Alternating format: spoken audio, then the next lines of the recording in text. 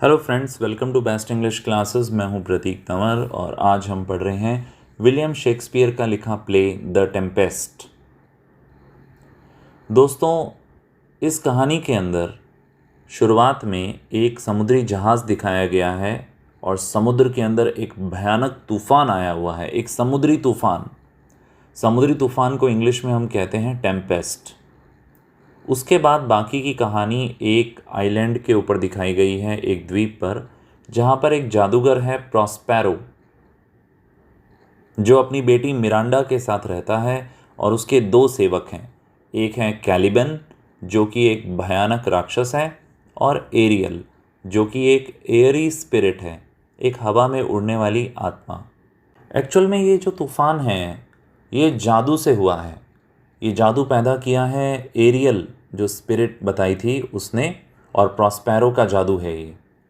Actual में Prospero Duke of Milan था, जो राइटफुल ड्यूक था, मतलब इसी को बनना था ड्यूक। बाद में इसके ड्यूक डॉम को, यानी इसके राज्य को हड़प लिया गया उसके भाई एंटोनियो के द्वारा। एंटोनियो का साथ दिया उसके दोस्त एलोन्सो ने, जो नेपल्स का राजा था। 12 साल बाद प्रॉस्पेरो और उसकी बेटी मिरांडा समुद्र के रास्ते निकले हैं और यहाँ इस आइलैंड पे पहुँचे हैं। अब यहाँ शिपरैक होता है एंटोनियो और एलोन्सो का भी, यानी उनका भी समुद्री जहाज़ तबाह होता है और एंटोनियो और एलोन्सो यहाँ पहुँचते हैं। साथ ही में इस शिप पर एलोन्सो का भाई सेबेस्टियन भी था, उसका बेटा फर्डिनेंड भी था, उसका एक विश्वसनीय काउंसलर गोंज़ालो भी था। प्रॉस्पेरो प्लॉट करता है, एक षड्यंत्र करता है कि जो मेरे साथ 12 साल पहले हुआ था, अब मुझे उसका बदला लेना है। अपनी जादू की मदद से वो शिपरैक के सर्वाइवर्स को कई ग्रुप्स में बांट देता है।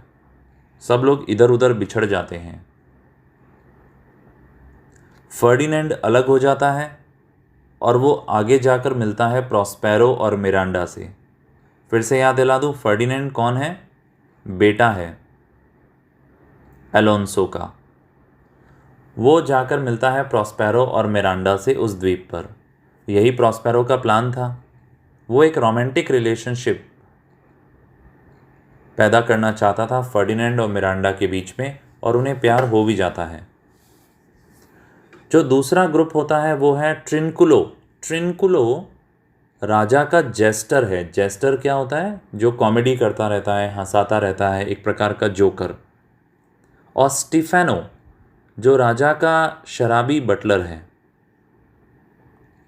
तो इस ट्रिनकुलो और स्टीफेनो को मिलता है कैलिबन, जो कि एक मॉन्स्टर है। ये मॉन्स्टर इस आइलैंड पे पहले से रहता था, प्रॉस्पेरो के आने से भी पहले से रहता था। प्रॉस्पेरो ने इसे अडॉप्ट कर लिया, इसको बड़ा किया और एक तरीके से इसे अपना गुलाम बना लिया। अब एक और ग्रुप यहाँ पे है, एलोन्सो, सेबेस्टियन, एंटोनियो, गोंज़ालो, और साथ में इनके दो लॉर्ड हैं, एड्रियन और फ्रांसिस्को। यानी एलोन्सो, उसका भाई, और उसका काउंसलर, उसके दो अटेंडेंट, ये सब लोगों का एक अलग ग्रुप है।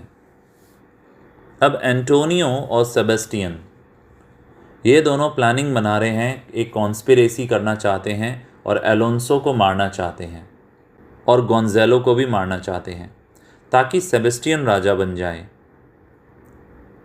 प्रॉस्पेरो के कमांड पर एरियल ये कॉन्स्पिरेसी सबके सामने ले आती है। बाद में प्ले में आगे जाकर एरियल हार्पी का रूप लेती है। हार्पी क्या होता है? हार्पी एक आधा पक्षी और आधा इंसान होता है, जो स्टॉर्मी विंड्स को बताता है। ऐसा रूप लेती है और तीनों के सामने आ जाती है, एंटोनियो, एलोन्सो और सेबेस्टियन के सामने, और उन्हें वहाँ से दुम दबाकर भागना पड़ता है और उन्हें अपना क्राइम भी स्वीकार करना पड़ता है। उन्हें इस चीज़ का गिल्ट भी होता है कि उन्होंने प्रॉस्पेरो के साथ में अच्छा नहीं किया। एक और ग्रुप है इसी आइलैंड पे, जो शिप का कैप्टन है और जो बोट के दूसरे लोग हैं और दूसरे सेलर हैं, वो एक तरफ सोते रहते हैं जब तक कि फाइनल एक्ट नहीं होता। प्रॉस्पेरो चाहता है कि मिरांडा की शादी फर्डिनेंड से हो और वो एरियल को कहता है कि कुछ और स्पिरिट्स को लेकर आओ और एक मास्क प्रोड्यूस करो। मास्क क्या होता है? एक शादी का माहौल। अब इस मास्क के अंदर कई गॉडेसेस हैं, कई देवियां हैं, जैसे जूनो, सीरीस, आइरिस, ये सभी उनको ब्लेस करेंगी और इस आयोजन को सेलिब्रेट करेंगी। यहाँ पे यंग कपल की मैरिज होती है और उन्हें वैल्यू ऑफ चैस्टिटी, पवित्रता का महत्व बताया जाता है। पर मास्क को बीच में ही इंटरप्ट कर दिया जाता है जब प्रॉस्पेरो को रियलाइज़ होता है कि वो भूल गया था कि उसका प्लॉट क्या है। अब आगे क्या होता है? वो एरियल को ऑर्डर करता है, कैलिबन को ऑर्डर करता है, ट्रिंकुलो और स्टेफनो को कैलिबन भगा देता है और दौड़ा दौड़ा के उनको दलदल की तरफ ले जाता है, स्वैम्प्स की तरफ। और वहाँ पे गॉब्लिन्स भी होते हैं। गॉब्लिन्स भी एक काल्पनिक चरित्र होते हैं कहानियों में, छोटे राक्षस जैसे। वो उन्हें भगाते हैं। अब प्रॉस्पेरो यहाँ पे कसम खाता है कि एक बार उसका लक्ष्य पूरा हो जाए फिर वो एरियल को आज़ाद कर देगा और अपना जादू वहाँ से ख़त्म कर देगा। अब यहाँ पे एक और फेमस लाइन आती है। शेक्सपियर के प्लेज में डायलॉग्स बड़े फेमस हुए हैं। I will break my staff, मैं अपनी जादू का जो छड़ी है, जो डंडा है, उसको तोड़ दूंगा।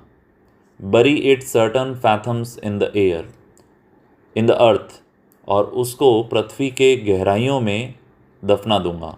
And deeper than did even ever plummet sound, I will drown my book, मैं अपनी जो जादू की किताब है उसको भी डुबा दूंगा। अब एरियल लेकर आती है एलोंसो, एंटोनियो और सेबेस्टियन को। प्रॉस्पेरो तीनों को माफ़ कर देता है और आगे जो प्रॉस्पेरो का पुराना टाइटल था ड्यूक ऑफ मिलान, वो उसे वापस मिल जाता है। एरियल लेके आती है जो समुद्री जहाज़ी थे, जो सेलर्स थे, जो अभी तक सो रहे थे, उनको।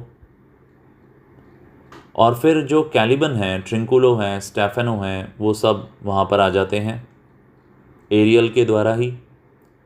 कैलिबन बहुत ज़्यादा पछतावे से भर जाता है, रिग्रेट से, और वो ये प्रॉमिस करता है कि वो आगे अच्छा बनेगा। स्टेफेनो और ट्रिंकुलो के साथ बड़ी मजाकिया घटनाएं होती हैं। अब जब ये रीयूनियन हो रहा है पूरा, तब ये लोग सब इस आइलैंड को छोड़ के चले जाते हैं।